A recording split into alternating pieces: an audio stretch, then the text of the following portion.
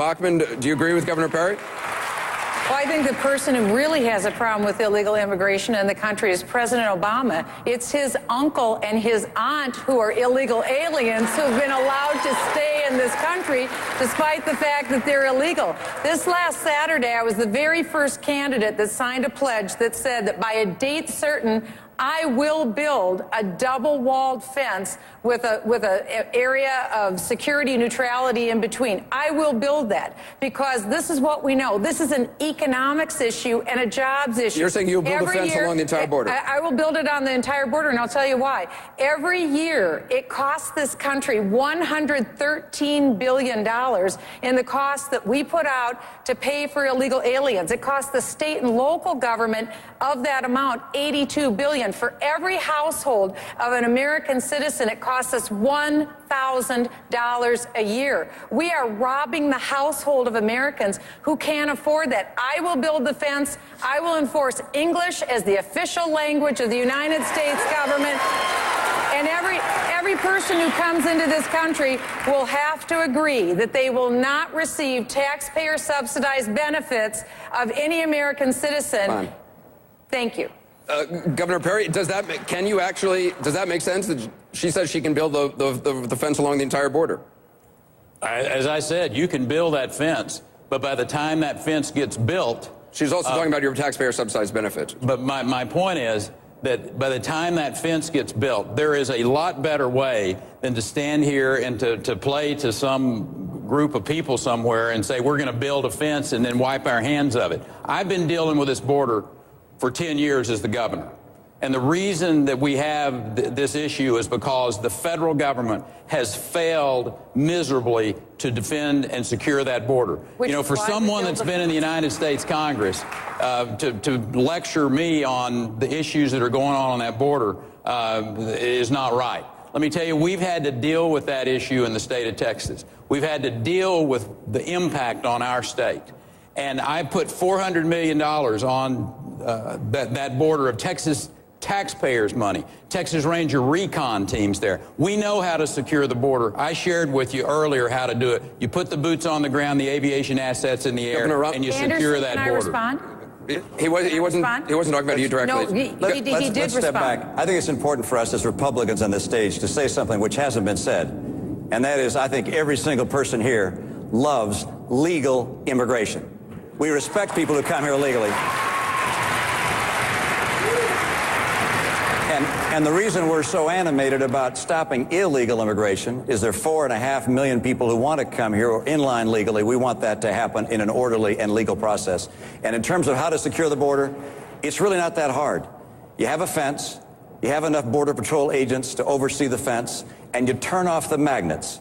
And that's employers that hire people who they know are here illegally. That's why you have an E-Verify system, so they can know that. And number two, you turn off the magnets like tuition breaks or other breaks that draw people into this country illegally. It's not that hard. We have to get the political will to get the job done. And Governor Perry, you say you've got the experience. It's a bit like saying that, you know, the college coach that's lost 40 games in a row has the experience to go to the NFL. But the truth is, California, I'll say it again, California and Florida have both had no increase in illegal immigration, and yours is up 60% over the last 10 years. Governor Perry, 30 seconds to respond. Well, the bottom line is that we have a federal government that has failed. There is a clear problem here, and he hit the nail on the head a while ago. He said there was a magnet of people that will hire illegals, and you are number one on that list, sir. And people need to understand that. You're one of the problems, Mitt. I think we've been down that road. Yeah, I think we've been down that road sufficiently. It sounds like the audience agrees with me. We're continuing on immigration. We have a question in the audience. Good evening. Thank you for the opportunity to ask my question. We have 50 million Latinos, and not all of us are illegal. What is the message from you guys to our Latino community? Speaker Gingrich? Well, President Obama got, I think, 67% of the Latino vote last time around. Look, I think that there's a very clear message to Americans of all backgrounds. Latinos, Korean Americans, Vietnamese Americans. There are hundreds of different groups who come to America. And as Governor Romney said, I think anybody who understands America has to be proud of our record as the country which has been the most open in history to legal immigration. But the truth is, most Latinos in the United States aren't immigrants. Most Latinos in the United States now have been born in the United States. And the fact is they want virtually exactly what everyone else wants. They want an economy that's growing. They want a job that has take-home pay. They want an access to health insurance that they can afford. They want a chance to get educated that actually is useful and worthwhile. They want to be able to know that their family is going to grow up in safety, and they want to have a chance that their country is going to work to give their children and their grandchildren a better future. I think we have to have the same message for every American of every ethnic background, that we want to make America work again, and you'll know it's working because you will have a job and you'll have a chance to take care of your family. Congressman Paul,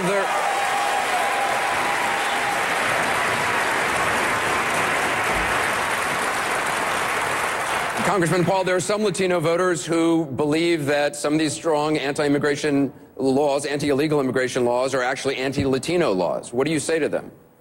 Well, I think some people do believe that. I think offense is symbolic of that, and I can understand why somebody might look at that. But when we approach this immigration problem, we should look at the incentives, and that are the mandates from the federal government saying that you must educate and must give them free education. You have to remove these incentives, but I don't think the answer is a fence whatsoever. But in order to attract Latino votes, I think, too long, this country has always put people in groups. They penalize people because they're in groups, and then they reward people because they're in groups. But following up on what Newt was saying, we need a healthy economy. We wouldn't be talking about this. We need to see everybody as an individual. And to me, seeing everybody as an individual means their liberties are protected as individuals, and they are treated that way, and they're never penalized that way. So if you have a free and prosperous society, all of a sudden this group mentality melts away. As long as there's no abuse, one place where there's still a lot of discrimination in this country is in our court systems, and I think the minorities come up with a shorthand in our court system. Herman Cain, the 14th Amendment allows that anybody born in the United States is an American citizen. Should that change? I want to go back and answer this question first, okay? And that is, my message to Latinos, blacks, whites, and all Americans is that we must first start with significantly boosting this economy, which is on life support. This is why I have put forth a very bold plan, and I'm not afraid to try and sell it to the American people. I'm not afraid to fight for it when I become president of the United States of America. So that's my message. If we have this economy growing, people will be able to take care of their families and go after their American dream. And until we boost this economy, all of us are going to suffer for a long time. Then let me ask the question, Governor Perry. Governor Perry, the 14th Amendment allows anybody, a child of illegal immigrants who's born here, is automatically American citizen. Should that change? Well, let me address Herman's issue that Actually, I'd rather you ask the question, answer that question. I understand that. You get to ask the questions, and I get to answer like I want to. But, and Herman talked about... That's actually a response. That's not an answer, but go ahead. The issue of how we get this country back working. And truly, the plan that I laid out last week, where we talk about the energy industry and this treasure trove that we have under this country. And we need to recognize that the administration that we have today is blocking mining that could be going on in the state of Nevada. I talked to Brian Sandoval before I came in here today. You have an administration that is killing jobs because they want to move us to a green energy. You have a Secretary of Energy who has basically said he wants to see gas prices up close to the European model. That we want to, the president himself said electricity rates are necessarily going to skyrocket. That's what we've got to stop. That's the reason we've got to have a president of the United States that understands that you get Americans working, and it addresses these issues that we have in this country. And the fastest way to do it is to open up these federal lands, to pull back those regulations, and get America working again. To the question on the 14th Amendment, do you support repealing the 14th Amendment? No. No, you do not. I do not. Congresswoman Bachmann, do you support it? I think there's a very real issue with magnets in this country, and I think the issue that you're referring to is the issue of anchor babies. And that's an issue that I was just in Arizona this last weekend, and the state is very concerned because when someone comes illegally across the border, specifically for the purpose of utilizing American resources to have a baby here, then all of the welfare benefits then attach to that baby. This is an issue that we don't have to deal with the Constitution. This is an issue that we can deal with legislatively, and there are a lot of Americans that would like us to deal with this issue of anchor babies legislatively. Senator Santorum? Yeah, I'd like to address the issue that the gentleman brought up, which is what are we going to say to the Latino community? And not one person here mentioned the issue of family, faith, marriage. This is a community that is a faith-filled community, that family is at the center of that community. I disagree in some respects with Congressman Paul, who says, you know, the country's founded on the individual. The basic building block of a society is not the individual, it's the family. That's the basic unit of society. And the Latino community understands that. They understand the importance of faith and marriage. They understand that bond that builds that solid foundation and that inculcation of faith and religious freedom. And I think the Latino community knows that's at stake in this country. There's a lot going on right now that's eroding our religious freedom, that's eroding the traditional values of marriage and family. And there's one candidate up here who consistently sounds that theme. Look, I'm for jobs too. I've got an economic plan. I agree with everything that's been said. But we keep running roughshod over the fact that the family in America and faith in America is being crushed by the courts and by our government, and someone has to stand up and fight for those institutions. Congressman Paul, you were referenced directly, 30 seconds. Well, I would like to explain that rights don't come in bunches. Rights come as individuals. They come from a God, and they come as each individual has a right to life and liberty. But I might add about the border control and the Latino vote is we lack resources there. I think we should have more border guards on and a more orderly transition and run it much better. But where are our resources? You know, we worry more about the border between Afghanistan and Pakistan. We need to bring the guard units home and the units back here so we can have more personnel on our border. We have a question in the audience. My question for you is, do you support opening the National Nuclear Repository at Yucca Mountain? Speaker Gingrich, let's start with you. I'm sorry, go ahead. Look, we worked on this when I was Speaker. I think that it has to be looked at scientifically. But I think at some point we have to find a safe method of taking care of nuclear waste. And today, because this has been caught up in a political fight, we have small units of nuclear waste all over this country in a way that is vastly more dangerous to the United States than finding a method of keeping it in a very, very deep place that would be able to sustain 10,000 or 20,000 or 30,000 years of geological safety. Is Yucca Mountain that place? I'm not a scientist. I mean, Yucca Mountain certainly was picked by the scientific community as one of the safest places in the United States. It has always had very deep opposition here in Nevada. You were for opening it in Congress, right? When you're in Congress, when I was in Congress, frankly, I worked with the Nevada delegation to make sure that there was time for scientific studies.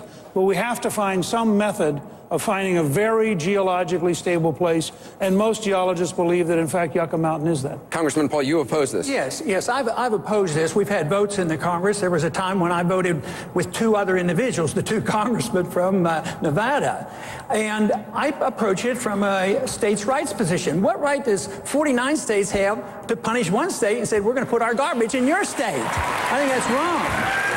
But I think it's very serious. But quite frankly, the government shouldn't be in the business of subsidizing any form of energy, and nuclear energy, I think, is a good source of energy, but they still get subsidies. Then they assume this responsibility. Then we as politicians and the bureaucrats get involved in this, and then we get involved with which state's going to get stuck with the garbage. So I would say the more the free market handles this and the more you deal with property rights and no subsidies to any form of energy, the easier this problem would be solved. Governor Romney, where do you stand on this? Congressman Paul was right on that. I don't always agree with him, but I do on that. The idea that 49 states can tell Nevada we want to give you our nuclear waste doesn't make a lot of sense. I think the people of Nevada ought to have the final say as to whether they want that. And my guess is that for them to say yes to something like that, someone's going to have to offer them a pretty good deal, as opposed to having the federal government jam it down their throat. And by the way, if If Nevada says, look, we don't want it, then let other states make bids and say, hey, look, we'll take it. Here's a geological site that we've evaluated. Here's the compensation we want for taking it. We want you electric companies around the country that are using nuclear fuel to compensate us a certain amount per kilowatt hour, a certain amount per ton of the stuff that comes. Let the free market work.